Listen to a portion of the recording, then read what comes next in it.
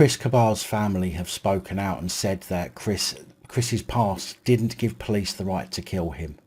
The family seem to be getting abuse from people online suggesting that his previous convictions meant he deserved to be shot. Now, to be clear, I certainly don't agree with that. As I've said in previous reports, nobody deserves to die at the hands of the police unless that person is deemed to be an immediate, clear and present danger to members of the public, themselves and yes, even the police.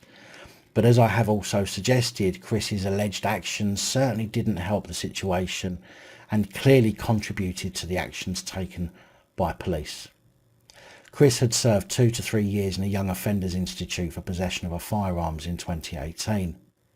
His cousin Jefferson Bossella spoke out this week to say that just because you've been convicted of a crime in the past, in which you've served your sentence by the way, that doesn't give anyone the right to kill you.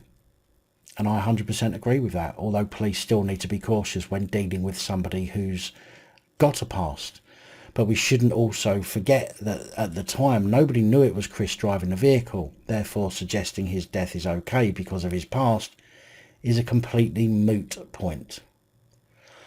The Audi 4x4 Chris was driving had pinged an ANPR camera which initiated police finding the vehicle and attempting to pull it over.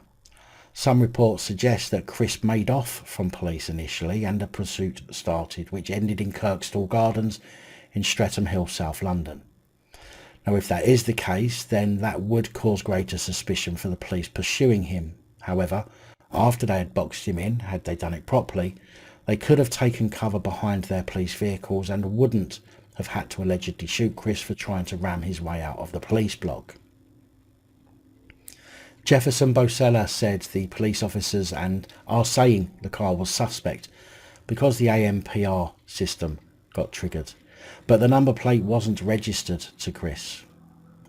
So that shows police didn't know that was Chris in the car. And it also shows that this wasn't initiated by any racist motivations. Therefore, race should now be another moot point in this incident. Police are saying Chris was this or that, but unless the police come forward with new information, they didn't know Chris was in the car. That could have been anyone. His moral compass doesn't matter. Well, it kind of does a bit. His moral compass made him try to evade police and get into a police chase, which ended up with him, unfortunately, being shot. So his moral compass does matter somewhat. As much as I believe he was amazing and a good person, even if he wasn't in this case, that does not matter because they did not know that Chris was in the car, unless it was a targeted operation in which they knew it was Chris from the get-go. The IOPC said recently that they would now be investigating the death as a homicide and the officer involved has been suspended from frontline duties. Other firearms police have threatened to hand in their firearms certificates in protest over the suspension, which to me seems a bit like they was just simply waiting for a reason to be awkward. A suspension, I believe, is protocol for a cop involved in a shooting leading to a death. Mr. Bossella added, "There's going to be an inherent bias if you get former police officers to interview police officers. Naturally, I'm going to be distrustful of them because it doesn't make sense for that system to be like that." Now, I want to make it clear that I don't agree that Chris's past means that he deserved to be shot and killed. I do think the facts of this matter mean that it's far less surprising that this was the outcome, but the alleged actions, if they are true, that Chris took when being stopped by police are, in my opinion, directly linked to the outcome. For example, last week a man was boxed in by police in Lincolnshire after police stopped the wrong vehicle.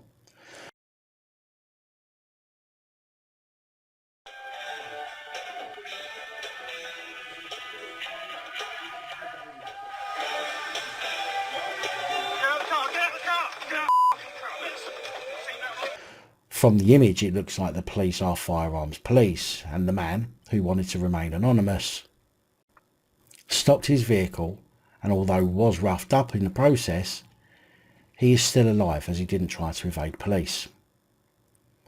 The man said, "I had just pulled up in London Road and started to reverse. I saw the police behind me, then I noticed an unmarked police car in front of me.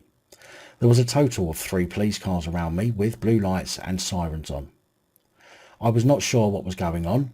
They screamed, "Get out of the vehicle now, get out of the vehicle now, get out of the fucking vehicle now." I initially thought there was a bomb in the car. I think as soon as they put the handcuffs on and asked how long I had owned the vehicle, the van, the penny dropped.